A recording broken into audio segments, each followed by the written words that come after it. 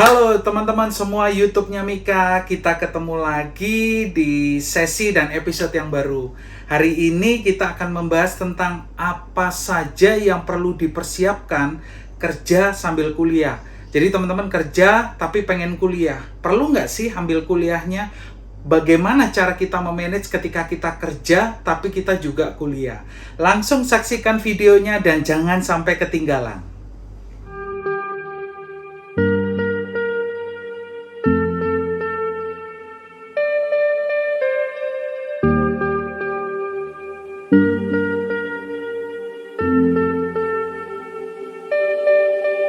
Halo teman-teman semua YouTube-nya Mika, kita ketemu lagi di sesi dan episode yang baru ya teman-teman.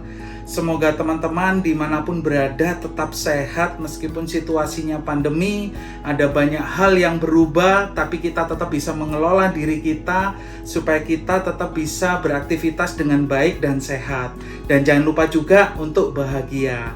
Hari ini teman-teman di topik yang menarik kita akan membahas tentang apa aja sih Kak Mika yang perlu dipersiapkan ketika kita kerja sambil kuliah. Nah, izinkan teman-teman saya membuat beberapa catatan karena ada beberapa hal yang penting. Semoga ini bisa bermanfaat juga buat teman-teman dan bisa menginspirasi teman-teman bagi teman-teman yang lagi kerja, lagi gawe, pengen kuliah, atau juga sebaliknya yang lagi kerja sambil kuliah. Langsung kita bahas ya teman-teman ya.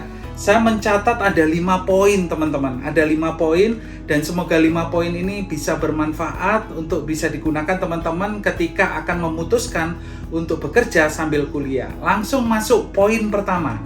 Poin pertama adalah tujuan hidup. Tujuan hidup, kenapa kita perlu kuliah dan output akhirnya apa? Ini adalah nomor 1 teman-teman. Nomor 1 adalah tujuan hidup. Kenapa kita perlu ambil kuliah ketika kita bekerja? Nah teman-teman, pada saat teman-teman bekerja, ada satu perhentian di mana teman-teman ingin mengembangkan diri. Ada banyak alasan yang bertumbuh dan berkembang.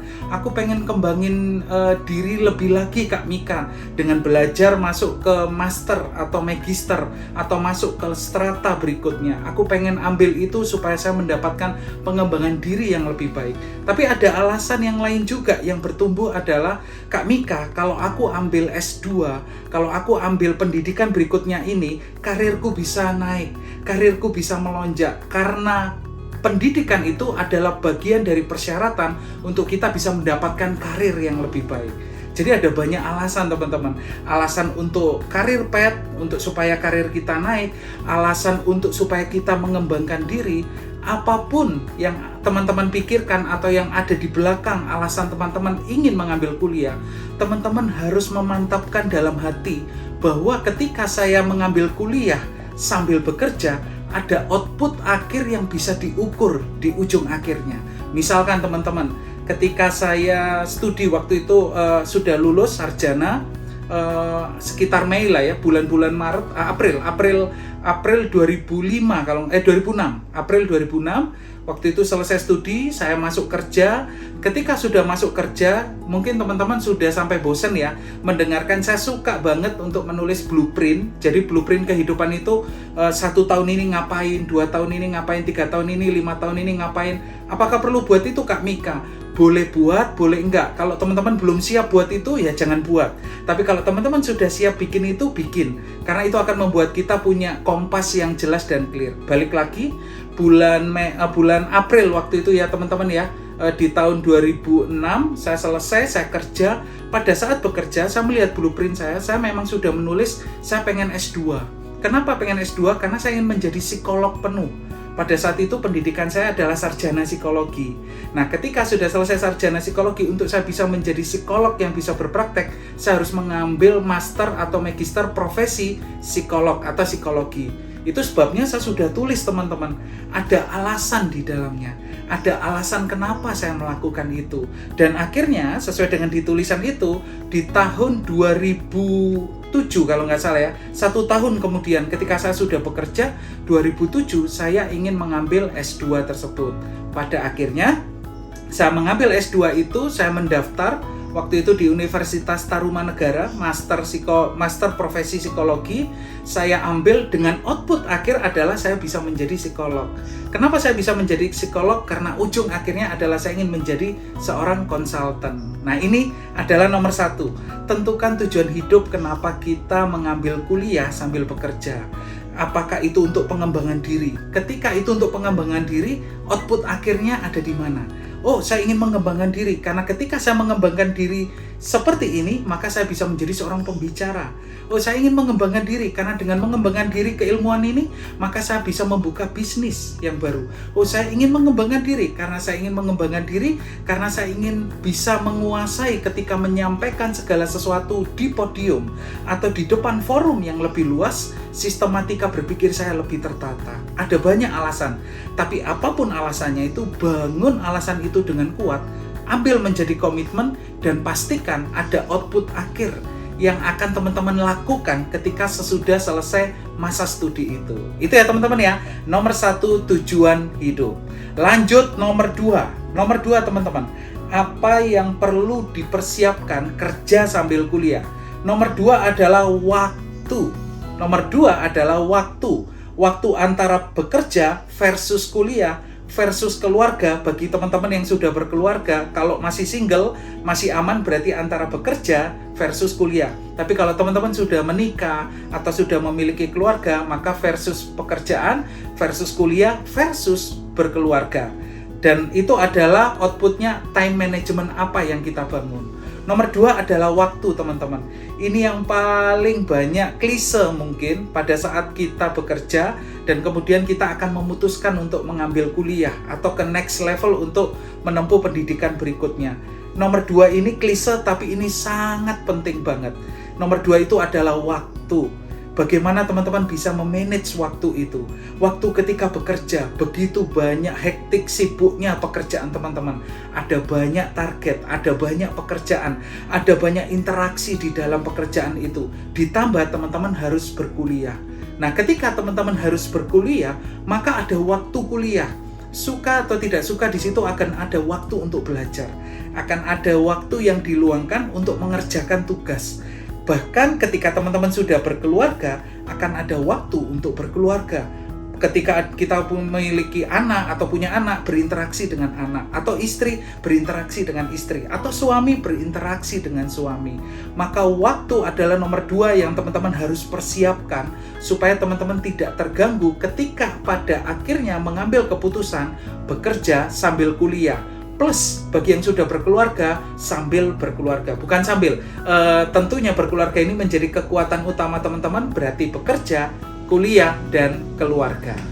Banyak yang terjadi teman-teman, pada saat di nomor 2 ini, apa yang perlu dipersiapkan adalah waktu. Banyak yang terjadi ketika mereka bekerja, dan pada akhirnya memutuskan untuk mengambil kuliah, jadi kerja sambil kuliah. Banyak kasus yang terjadi ketika itu berjalan, mereka tidak bisa menyelesaikan perkuliahannya dengan baik. Atau mereka tidak bisa menghabiskan atau menyelesaikan masa studinya. Yang pada akhirnya kuliah ditinggalkan. Atau sebaliknya, ada juga yang pekerjaan ditinggalkan. Ada 2 sisi. 2 sisi tersebut mana yang paling kuat?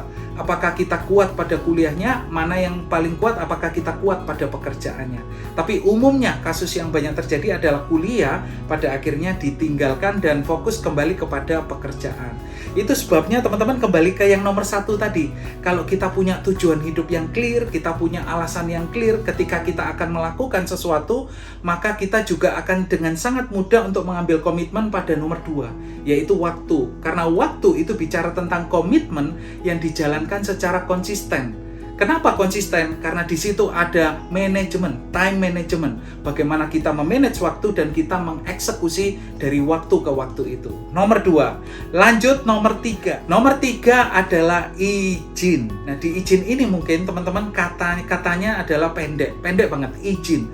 Tapi izin ini sangat mendasar sekali bagaimana teman-teman bisa profesional bekerja di tempat kerja dan profesional menjadi student ketika teman-teman melanjutkan pendidikan tertentu dengan level tertentu yang teman-teman pilih dan putuskan untuk lakukan.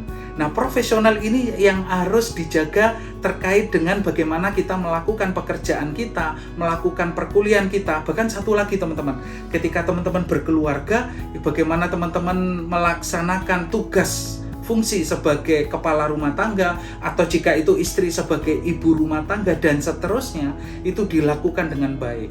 Izin sangat penting untuk teman-teman perhatikan dan lakukan. Izin pekerjaan, mulai fokus dengan pekerjaan, mulai pikirkan dengan pekerjaan. Oh, pekerjaan ini hari Senin sampai Jumat. Oh, jadwalnya seperti ini, padatnya seperti ini. Saya perlu berkomitmen dan menyampaikan hal ini kepada atasan saya, pemberi kerja kepada penerima kerja, untuk membicarakan bagaimana skemanya supaya saya bisa tetap fokus kuliah, tapi saya juga profesional dalam bekerja. Izin, bicarakan kepada atasan, ngobrol dengan atasan, teknisnya seperti apa, waktu-waktu apa saja yang diizinkan untuk kita bisa fokus kuliah. Dan begitu juga ketika kita fokus berkuliah, kita juga fokus untuk mengerjakan, untuk belajar, untuk melakukan eksperimen, penelitian, atau apapun yang ada di dalam tugas-tugas perkuliahan itu. Begitu juga ketika kita berkeluarga. Biasanya otomatis ketika teman-teman berkeluarga, seperti pengalaman saya, teman-teman, ketika berkeluarga otomatis itu sudah di-manage waktunya. Begitu juga apa saja yang boleh, apa yang tidak boleh ketika kita di rumah, ketika kita di kantor, antara keluarga dengan pekerjaan. Nah, di sini ada satu nih yang masuk di tengah. Yang masuk di tengah adalah kuliah sambil kerja. Nah, ketika teman-teman memutuskan kuliah, izin adalah powerful sekali, teman-teman harus persiapkan. Karena dengan izin kita bisa tahu kapan kita melakukan tugas pekerjaan kita dan kapan kita mendapatkan komitmen untuk fokus kepada perkuliahan kita. Nomor 3, yaitu izin. Lanjut nomor 4. Nomor 4, teman-teman. Nomor 4 adalah biaya. Nomor 4 adalah biaya, teman-teman. Nah, biaya ini adalah hal yang teman-teman juga harus persiapkan ketika teman-teman bekerja sambil kuliah. Saya ada mencatat beberapa poin penting. Apa saja biaya yang perlu dipersiapkan ketika kita kerja sambil kuliah. Saya juga mencatat waktu itu, saya masih ingat banget, ada beberapa biaya yang memang harus dipersiapkan. Umumnya ketika kita ingin berkuliah, kita langsung berpikir bahwa oh cukup SPP aja yang udah disiapin, biaya uang kuliah yang diwajibkan oleh universitas dan itu yang harus kita bayarkan, udah pikirin itu aja. Ternyata teman-teman biayanya banyak banget. Inventorinya tidak hanya tentang SPP. Saya mencatat di sini teman-teman harus mempersiapkan, pertama adalah biaya kampus. Yang tadi sudah kita bahas. Biaya kampus itu meliputi uang masuk dan SPP. Suka tidak suka, uang masuk dan SPP ini adalah sesuatu yang wajib yang teman-teman harus persiapkan. Teman-teman bisa coba berbagai cara. Jika memang teman-teman saat ini sedang bekerja dan memiliki kendala, misalkan dalam hal pendanaan, ada beberapa beasiswa yang bisa diakses oleh teman-teman. Teman-teman bisa cari, sekarang bisa Google, dan banyak banget yang membuka kesempatan beasiswa untuk bisa diambil. Meskipun kita bekerja ya teman-teman ya, banyak yang memberikan pendanaan untuk hal ini dan pada akhirnya teman-teman bisa mengikuti perkuliahan dengan baik. Jadi biaya kampus sangat penting untuk dipersiapkan.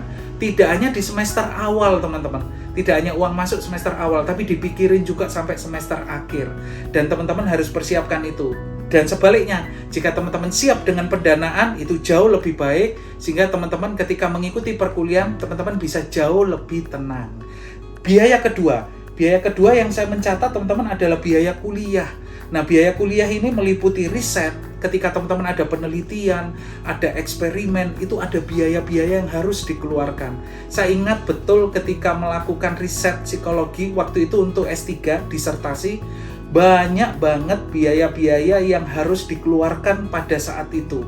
Apakah kita mengambil asisten peneliti, apakah itu kita menuju ke satu tempat, apakah itu kita harus mempersiapkan paper yang jumlahnya sangat banyak, apakah itu juga hal-hal lainnya yang dipersiapkan dan dikeluarkan karena kita melakukan riset, karena kita melakukan eksperimen di sana, atau karena kita melakukan penelitian di sana.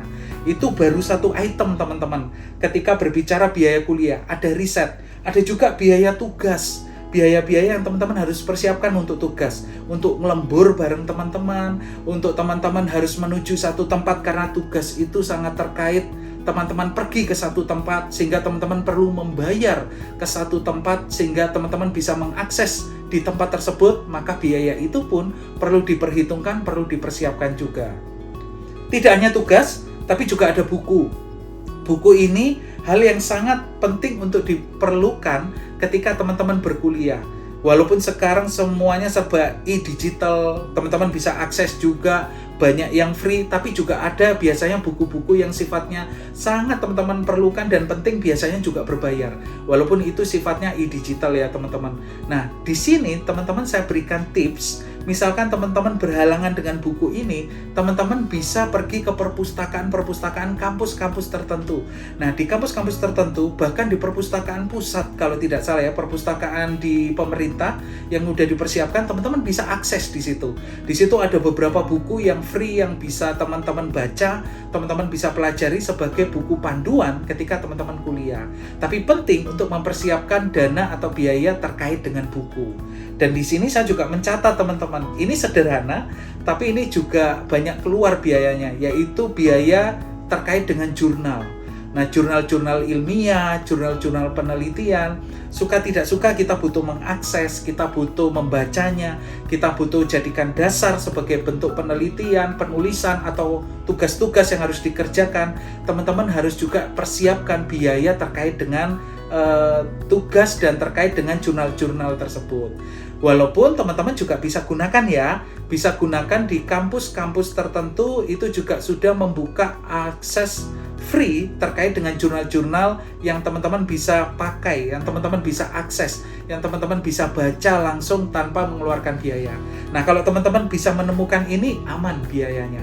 Tapi kalau teman-teman tidak bisa menemukan ini, teman-teman harus alokasikan biayanya supaya pekerjaan tugas teman-teman pada saat kuliah bisa beres semuanya. Itu adalah biaya kuliah. Berikutnya saya juga mencatat teman-teman, ada biaya akomodasi. Ini penting banget, biaya akomodasi untuk dipersiapkan. Biaya akomodasi ini terkait dengan apakah teman-teman akan mengikuti perkuliahan tempatnya jauh. Nah, di saat ini, di situasi saat ini yang adanya pandemi dan ada perubahan pada gaya belajar, ada pergeseran pada gaya belajar, sekarang semuanya dikondak melalui daring. Artinya apa? Teman-teman bisa mengantisipasi akomodasi ini. Tapi ada beberapa yang mereka mewajibkan untuk masuk, suka tidak suka teman-teman harus pergi ke tempat tersebut. Jika tempat itu jauh, maka teman-teman perlu untuk mengalokasikan dana akomodasi. Tidak hanya akomodasi, tapi juga transportasi. Transportasi ini berbicara bagaimana kita akan pergi ke sana, bagaimana kita akan menuju ke sana, pulang pergi. Saya ingat betul waktu itu saya kuliah di Bandung, teman-teman. Jadi kerja sambil kuliah di Bandung. Nah, waktu kerja sambil kuliah di Bandung di Universitas Padjadjaran waktu itu, Unpad. Jadi saya harus pulang pergi. Waktu itu kantor saya di Cikarang, kemudian saya dipindahkan ke Pulau Gadung. Jadi dari Pulau Gadung Jakarta menuju ke Bandung. Itu pulang pergi seminggu sekali, itu pasti akan pergi ke Bandung. Waktu belum pandemi ya teman-teman ya, sebelum pandemi. Jadi suka nggak suka, kita alokasikan bagaimana transport yang akan digunakan, apa transport yang akan digunakan, di mana akan menginap, semua itu dialokasikan supaya kita tidak kesulitan ketika mengikuti perkuliahan. Saya ingat betul waktu itu saya membawa mobil, jadi bahan bakar saya juga harus persiapkan dan saya pergi ke tempat itu. Dan waktu saya lelah, saya capek, saya naik kereta, ya saya alokasikan biaya untuk naik kereta untuk pergi ke Bandung, pulang pergi dari Jakarta, Bandung, Jakarta. Itu ya teman-teman ya, penting untuk mempersiapkan juga akomodasi dan transportasi. Dan biaya yang saya catat juga ini sangat penting yang kadang-kadang tidak diperhitungkan. Biaya berikutnya adalah biaya kesehatan. Nah, ini penting banget teman-teman untuk persiapkan biaya kesehatan. Kenapa biaya kesehatan penting untuk dipersiapkan Kak Mika? Pada saat teman-teman bekerja, teman-teman sudah menghabiskan energi tertentu. Pada saat teman-teman berkuliah, teman-teman juga menghabiskan energi tertentu. Teman-teman nggak kerasa capek itu bolak-balik. Kalaupun nggak bolak-balik, teman-teman aktivitas yang pada saat itu padatnya pekerjaan, aktivitas yang begitu padatnya saat itu kuliah, bahkan ditambah pada saat itu berkeluarga, akan membuat metabolisme kesehatan, ketahanan fisik teman-teman akan menurun. Begitu juga psikologis teman-teman akan menurun. Ini penting banget untuk mengalokasikan dana kesehatan. Dana kesehatan itu jika teman-teman sudah bekerja, mendapatkan asuransi, ini adalah hal yang baik. Teman-teman sudah mempersiapkannya dan bisa memanfaatkan asuransi itu. Tapi jika teman-teman bekerja secara mandiri, ataupun kalau tidak bekerja secara mandiri, teman-teman bekerja di satu tempat tapi tidak dipersiapkan asuransi tersebut, maka teman-teman perlu untuk mengalokasikan dana kesehatan ini. Supaya teman-teman nggak kaget ketika kerja sambil kuliah, kok capek ya Kak Mika ya, kok berat ya Kak Mika ya, aku stres, aku nggak kuat, aku benar-benar tertekan, pada akhirnya siklus kesehatan fisik teman-teman terganggu, pada akhirnya teman-teman sakit. Suka tidak suka teman-teman harus pergi untuk memeriksakan kesehatan teman-teman. Ingat teman-teman, persiapan yang baik akan membangun ketahanan fisik dan ketahanan psikologis ketika teman-teman melakukan aktivitas apapun yang teman-teman akan kerjakan. Baik itu aktivitas profesional di tempat kerja maupun aktivitas berkuliah ketika ini double, kerja sambil kuliah. Begitu juga ketika teman-teman sudah berkeluarga, aktivitas ketika menghabiskan atau quality time bersama keluarga, jalan bareng-bareng, ini akan membangun ketahanan fisik dan psikologis yang baik dan sehat. Itu teman-teman untuk nomor 4 terkait biaya. Nomor terakhir, apa aja yang perlu dipersiapkan kerja sambil kuliah? Nomor 5. Nomor 5 terakhir ini adalah kesehatan mental. Saya ulangin lagi, nomor 5 adalah kesehatan mental. Kesehatan mental ini penting banget teman-teman. Saya mencatat ada 3 hal yang banyak terjadi kesehatan mental terganggu ketika teman-teman kerja sambil kuliah, plus kalau sudah berkeluarga misalkan. Kalau belum berkeluarga berarti kerja sambil kuliah aja. Yang pertama adalah tekanan psikologis kerja dan kuliah. Suka tidak suka teman-teman sadari ketika teman-teman bekerja, di situ ada banyak target yang harus dikerjakan. Bahkan tidak hanya target yang harus dikerjakan, di situ ada politik kantor. Ada politik kantor yang terjadi yang teman-teman rasakan ketika teman-teman bekerja. Itu aja sudah bikin tertekan dan stres. Itu saja sudah membuat teman-teman sedikit drop. Ditambah teman-teman nambah kuliah. Ketika kuliah, ada banyak kesibukan tugas-tugas di sana. Tidak hanya tugas-tugas, mungkin ini cerita yang teman-teman juga bisa banyak dengar dari teman-teman yang berkuliah. Di sana ada banyak hambatan-hambatan yang dialami. Misalkan, hambatan pada tugas itu sendiri, hambatan pada hubungan antara dosen dengan mahasiswa, antara student dengan pembimbing. Bisa juga muncul masalah-masalah lain, hambatan-hambatan pada eksperimen, hambatan-hambatan pada penelitian. Semua tekanan-tekanan ini akan membuat kesehatan mental teman-teman bisa terganggu. Penting banget untuk mempersiapkan kesehatan mental kita. Bagaimana caranya Kak Mika bisa membedakan kapan pada saat kita bekerja dan apa pegangan kita ketika kita mulai terganggu dengan pekerjaan tersebut? Begitu juga sebaliknya, apa yang membuat kita bisa semangat berkuliah dan apa pegangan kita yang bisa membuat kita tetap semangat berkuliah, konsisten menyelesaikan perkuliahan kita. Nah, ini penting banget teman-teman. Saya catat di nomor 1 adalah tekanan psikologis kerja dan kuliah. Yang kedua adalah emosi labil karena stresor. Ini banyak sering terjadi, kesehatan mental terganggu karena emosi kita menjadi labil karena stresor atau tekanan-tekanan yang ada di sekitar kita. Deadline kantor, deadline kuliah, stres kita. Orang-orang sulit di kantor, orang-orang sulit di kuliah, stres kita. Belum ditambah misalkan kita berkeluarga, sudah berkeluarga, waktu keluarga yang hilang, di mana waktu itu akhirnya menjadi tekanan yang baru karena kita sedang fokus menyelesaikan perkuliahan dan sedang fokus menyelesaikan deadline pekerjaan. Itu semua bisa menjadi stresor dan menjadi tekanan buat teman-teman, sehingga kesehatan mentalnya terganggu. Penting untuk menjaga kesehatan mental kita supaya kita bisa tetap fokus mencapai semua mimpi-mimpi kita di anak-anak tangga yang sudah kita persiapkan. Dan yang terakhir di nomor 3 teman-teman, masih kesehatan mental adalah sibuk dan lupa me time atau quality time. Ini juga penting banget.